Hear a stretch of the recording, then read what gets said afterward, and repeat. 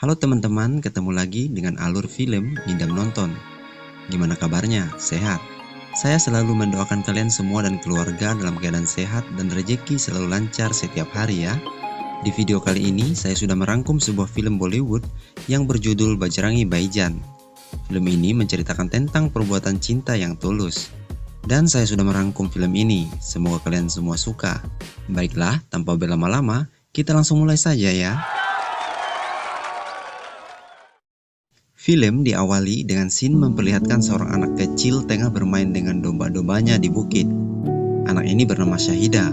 Diketahui juga dia berusia 6 tahun. Di sela-sela waktu, dia sering ikut ayahnya yang adalah seorang gembala domba. Saat itu hari sudah mulai gelap. Ayahnya memanggilnya menyuruh dia pulang. Shahida pun bergegas pulang menuruni bukit sambil mendorong mainan rodanya yang terbuat dari kayu.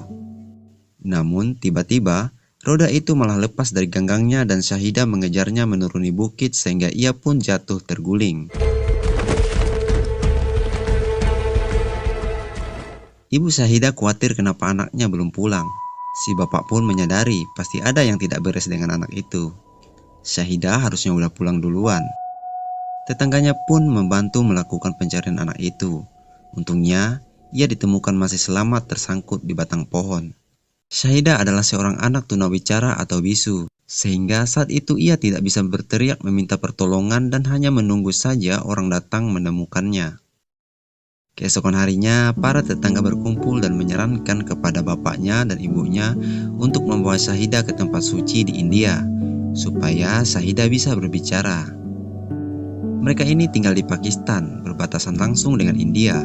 Si bapak pernah tergabung dengan anggota militer saat kedua negara ini pernah mengalami konflik. Jadi tak mungkin dia bisa mendapatkan visa. Tapi si ibu tetap bersikeras sehingga dia yang akan pergi. Si bapak pun harus menjual domba-dombanya untuk membiayai perjalanan tersebut. Itu pun dengan jumlah yang tidak sedikit. Tapi demi kebaikan anak itu ia rela melakukannya. Keesokan harinya bapak mengantarkan ibu dan Shahida pergi naik kereta menuju India. Mereka pun tiba di India dan mengikuti ritual yang ada di tempat suci yang disebutkan. Dengan begini si ibu berharap Shahida bisa berbicara lagi.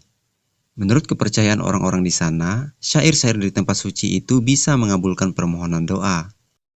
Setelah itu mereka pun kembali lagi ke Pakistan. Di tengah perjalanan, kereta yang mereka tumpangi mengalami kerusakan, sehingga perjalanan mereka sementara dihentikan, sampai kerusakan bisa diperbaiki.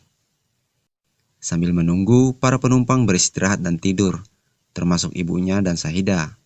Saat itu Shahida terbangun. Ia melihat ada anak domba yang terjebak di dalam lubang.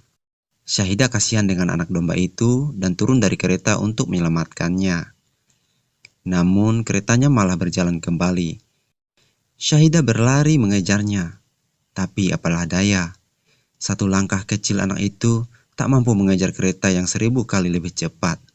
Shahida berusaha memanggil ibunya, namun mulutnya tak sanggup mengeluarkan sepatah kata pun. Kereta pun semakin melaju menuju Pakistan. Ia menangis karena ketinggalan kereta. Lalu Shahida melihat kereta lain tengah lewat.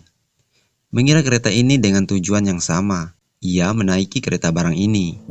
Namun ternyata kereta itu malah melaju ke arah sebaliknya. Di sisi lain, ibunya terbangun, menyadari Shahida tak ada di sana. Dia pun memanggil-manggil Shahida. Karena panik, ia meminta kereta berhenti. Setelah pencarian dilakukan, anak itu pun tetap tidak ditemukan. Karena sebenarnya ia sudah berada di kereta lain. Namun si ibu bersikeras mau mencari Shahida sendiri. Tapi kereta sudah masuk ke wilayah Pakistan. Untuk kembali ke India, ia perlu visa. Kemudian mereka membuat laporan ke polisi, berharap Shahida bisa bertemu dengan orang baik yang bisa menjaganya. Keesokan paginya Shahida terbangun di kereta barang yang ia naiki. Ia melihat warga India tengah merayakan perayaan memuja Dewa Hanuman. Di sana dia melihat seorang pria menari-nari dan bernyanyi-nyanyi untuk perayaan tersebut. Setelah selesai perayaan, pria itu melihat Shahida menatapnya. Lalu, ia menawarkan Shahida minuman. Shahida pun langsung berlari ke arahnya dan meneguk habis minumannya. Melihat itu, orang ini pun juga membelikan Shahida makanan. Mereka pun sambil menanyakan nama. Orang ini bernama Bajrangi, namun Syahidah tak bisa mengatakan namanya karena ia bisu. Kemudian Syahidah malah mengikuti Bajrangi. Karena bingung dengan anak ini, ia memutuskan membawa Syahidah ke kuil Hanuman dan menyuruhnya berdoa agar orang tuanya menemukan dirinya kembali. Lalu Bajrangi pun pergi. Saat Bajrangi berada di dalam bis, Syahidah terlihat mengejarnya sehingga ia pun meminta sopir untuk berhenti. Kemudian Bajrangi membawa Syahidah ke kantor polisi. Namun polisi menolak jika Syahidah ditinggalkan di sana. Polisi hanya meminta untuk meninggalkan kontak di sana. Mau tak mau Bajrangi membawa Syahidah pulang. Di dalam bis ia bertanya di mana Syahidah tinggal dengan menyebutkan semua nama kota-kota di India. Syahidah hanya bisa menggeleng-gelengkan kepalanya karena memang dia bukan warga negara India. Para penumpang lain pun sampai membantu Bajrangi untuk menyebut nama kota-kota yang mungkin adalah kota tempat Syahidah berasal. Namun tak ada satupun nama kota itu yang membuat Syahidah mengangkat tangannya. Setelah tiba di rumah Razika, calon istrinya, ini dia orangnya, Bajrangi menjelaskan bahwa Syahidah ini terpisah dari orang tuanya sehingga ia membawanya ke sini. Ayah Razika yang bernama Dayanan keberatan Syahidah itu tinggal di rumahnya karena anak ini belum jelas identitasnya. Apalagi kalau sampai mereka berbeda keyakinan. Tapi Bajrangi meyakinkan Dayanan kalau anak itu juga beragama Hindu. Malam ini di rumah Dayanan sedang diadakan nonton bareng pertandingan kriket antara Pakistan dan India. Ketika Pakistan berhasil mencetak angka, Syahidah bertepuk tangan dengan menari-nari di hadapan TV senang bukan main. Bukan itu saja, Syahidah malah mencium bendera Pakistan yang ada di televisi. Bajrangi bertanya, "Apakah kamu berasal dari Pakistan?" Syahidah angkat tangan sambil menganggukkan kepalanya. Melihat hal itu, Dayanan marah bukan main dan menyuruh Bajrangi mengantarkan Syahidah ke kedutaan Pakistan yang ada di India. Dayanan memang tidak suka kepada orang Pakistan karena kedua negara ini memang bermusuhan, sehingga dia tak sudi Syahidah berada di dalam rumahnya. Keesokan paginya, Bajrangi pergi ke kedutaan Pakistan dan menjelaskan yang terjadi. Namun karena dia tak bisa menunjukkan Syahidah punya paspor, permintaan itu pun ditolak. Petugas keamanan juga mengusir Bajrangi karena ia memaksa untuk meninggalkan Syahidah di sana. Di saat yang bersamaan terjadi rusuh di kantor kedutaan tersebut. Untungnya mereka berhasil keluar. Namun akibat kerusuhan itu, kantor kedutaan Pakistan ditutup dan visa ke Pakistan dibekukan selama 1 bulan. Akhirnya Bajrangi memutuskan memulangkan Syahidah sendiri ke Pakistan. Tanpa paspor, tanpa visa, hanya bermodalkan keyakinan ia akan melakukan itu. Singkat cerita, mereka naik bis dan melanjutkan perjalanan dengan jalan kaki. Di tengah perjalanan, seorang mencegat mereka dan menawari tumpangan. Namun orang itu meminta bayaran. Awalnya Bajrangi tidak mau dan memilih tetap berjalan kaki. Orang ini bernama Ali.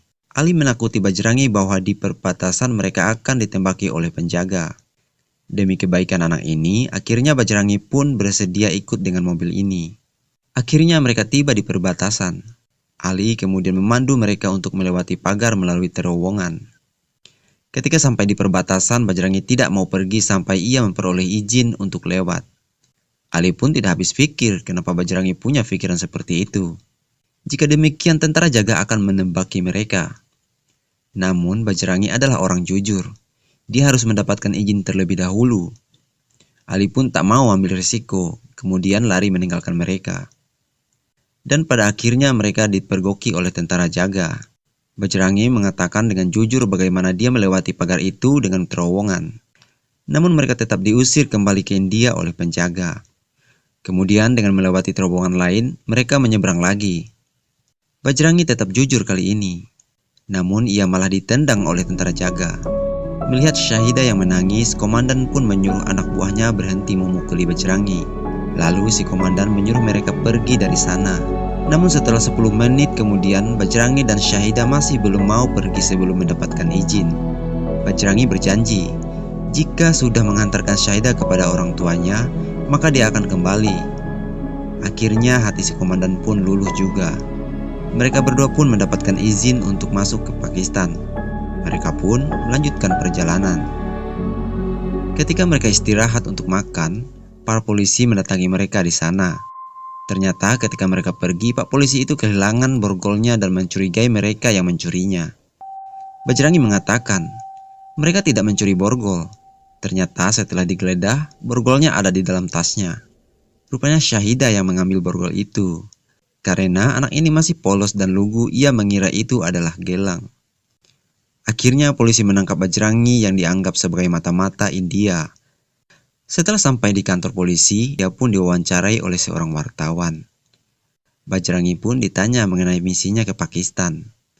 Padahal berulang kali ia menjelaskan bahwa dia hanya ingin mengantarkan Syahidah kepada orang tuanya.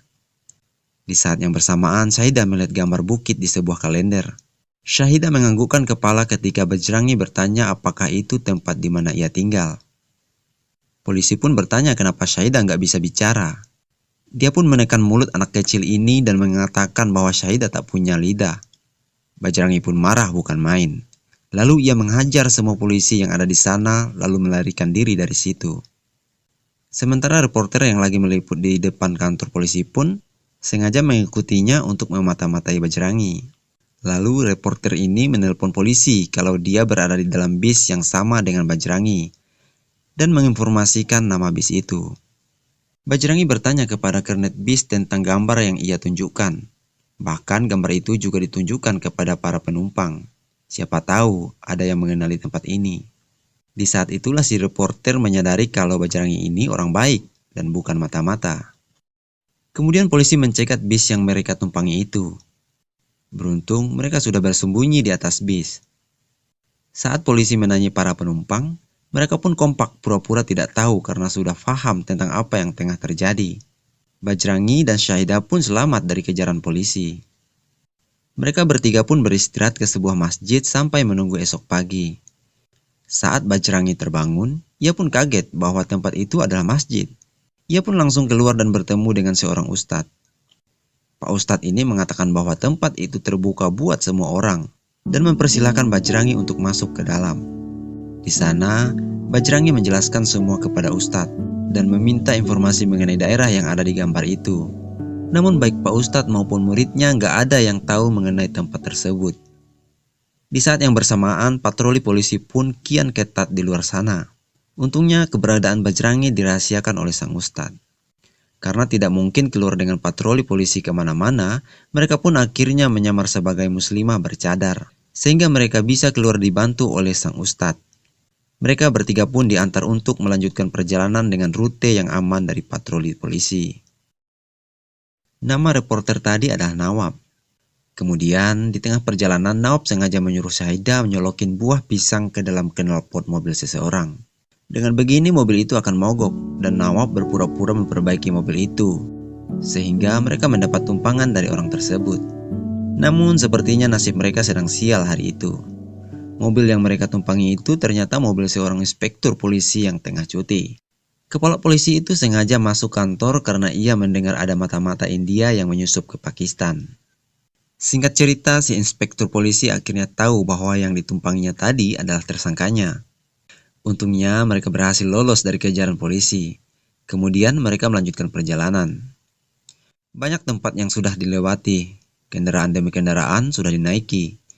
Mereka singgah di mana mereka lelah. Akhirnya mereka sudah semakin dekat dengan rumah Syahidah. Tapi mereka harus mencari lagi di mana lokasi tepatnya rumah Syahidah berada. Lalu mereka pun memutuskan untuk pergi ke sebuah tempat suci, di mana di sana kabarnya bisa mempertemukan orang-orang yang terpisah. Sementara di tempat suci itu Bajrangi mengikuti ritual di sana, berharap dengan ini Syahidah bisa segera dipertemukan kembali dengan orang tuanya. Saat itu Syahidah sedang tertidur. Tapi tanpa disadari rupanya orang tua Syahidah juga hadir di tempat itu. Namun Bajrangi tidak tahu kalau itu adalah orang tuanya Syahidah. Sementara itu Nawad tengah membuat rekaman video. Kemudian setelah itu Nawad sengaja pergi ke warnet bermaksud mengupload video tersebut ke YouTube. Ketika ia tengah berada di warnet, Nawad melihat rekannya dan polisi tiba-tiba datang. Untungnya Nawad cepat menyadari itu kalau keberadaan mereka telah diketahui oleh polisi. Tanpa banyak membuang waktu, Nawad segera memberitahu Bajrangi dan mengajak mereka cepat pergi dari sana. Saat mereka beristirahat, kemudian Nawad memberitahu Bajrangi dan Syahidah bahwa ia sudah mengupload sebuah video di YouTube. di mana dalam videonya ia menceritakan kisah tentang Bajrangi yang nekat menembus perbatasan hanya untuk menghantarkan Syahidah kepada orang tuanya. Ketika melihat video itu, Syahidah melihat di dalam video itu ternyata ada ibunya yang baru saja turun dari sebuah bis. Akhirnya mereka langsung mencari tahu dari mana bis itu berasal. Untungnya keesokan harinya bis itu kembali datang. Mereka langsung menanyai si sopir. Dari informasi rute yang dilewati si sopir, akhirnya diketahui bahwa Syahidah berasal dari desa yang bernama Sultanpur. Di sisi lain, video yang diupload Nawat mulai tersebar dan diketahui oleh polisi. Jadi, polisi semakin memperketat pencarian, melakukan patroli kemana-mana. Bahkan, bis yang sedang mereka tumpangi pun akhirnya diperiksa polisi. Dalam keadaan kepepet, akhirnya Bajrangi memiliki ide gila, memperlihatkan dirinya kepada polisi untuk mengalihkan perhatian polisi agar Nawat bisa punya waktu untuk lari dan menghantarkan Syahidah sendiri. Polisi pun mengejar Bajrangi, dan sampai pada akhirnya ia pun terkena sebuah pukulan dan tertangkap oleh polisi. Kabar baiknya, Nawat berhasil menghantar Syahidah pulang ke desanya. Setelah sekian lama terpisah, anak dan ibu ini akhirnya bertemu kembali. Tentu saja di balik ini semua ada perjuangan dan pengorbanan yang sudah dilakukan oleh Bajrangi. Namun Bajrangi harus mendekap di tahanan dan disiksa oleh polisi sampai babak belur, karena ia sudah dianggap mata-mata dari negara tetangga. Video yang diupload Nawat pun menjadi viral bahkan terdengar sampai ke India dan ditonton oleh Razika. Semua stasiun televisi menayangkan kisah tentang Bajrangi ini, bahkan media cetak juga tak ketinggalan. Masyarakat Pakistan turut bersimpati akan sosok Bajrangi, namun pihak polisi tetap menganggap Bajrangi adalah mata-mata India. Untungnya salah satu petugas polisi membebaskan Bajrangi dari penjara, karena memang dia tidak terbukti sama sekali dianggap sebagai mata-mata. Stasiun televisi akhirnya bersedia menyiarkan berita ini. Di dalam televisi, Nawat berkata bahwa Bajrangi saat ini ditahan di penjara Pakistan, hanya karena permusuhan kedua negara itu. Nawat juga mengajak masyarakat membantu menghantarkan Bajrangi menyeberangi perbatasan. Alhasil, masyarakat Pakistan menanggapi itu dan beramai-ramai datang ke perbatasan untuk menghantarkan Bajrangi sambil menyerukan nama Bajrangi.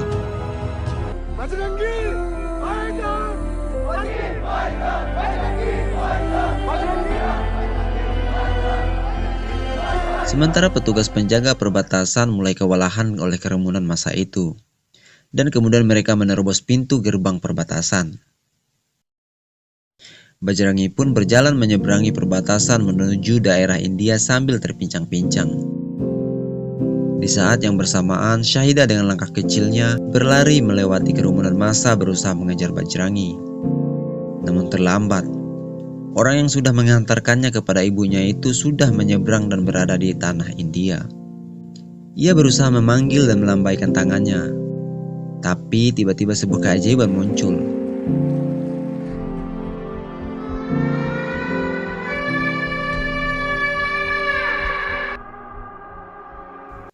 Paman, kata pertama yang keluar dari mulutnya. Ternyata di dalam kebisuannya selama ini dia menganggap Bajrangi paman. Bajrangi mendengar suara anak kecil itu dan menoleh. Ia meneteskan air mata. Sementara Syahidah tersenyum kepadanya. Suara ini keluar karena dorongan yang kuat dari dalam hati Syahidah untuk berterima kasih atas apa yang telah dilakukan Bajrangi kepadanya. Karena rasa cinta kasihnya lah Bajrangi sanggup mengembalikan anak kecil itu kembali ke pelukan ibunya. Film ini telah mengingatkan kita kembali bahwa cintalah yang bisa mempersatukan dua sisi yang berbeda. Syahidah adalah seorang Muslim dan Bajrangi adalah seorang Hindu. Namun tidak ada batasan bagi Bajrangi untuk melakukan kebaikan. Bukankah ini yang kita inginkan? Semoga alur film ini bermanfaat. Nantikan review film lainnya dari Ngidam Nonton. Sekian dulu, saya ucapkan terima kasih. See you.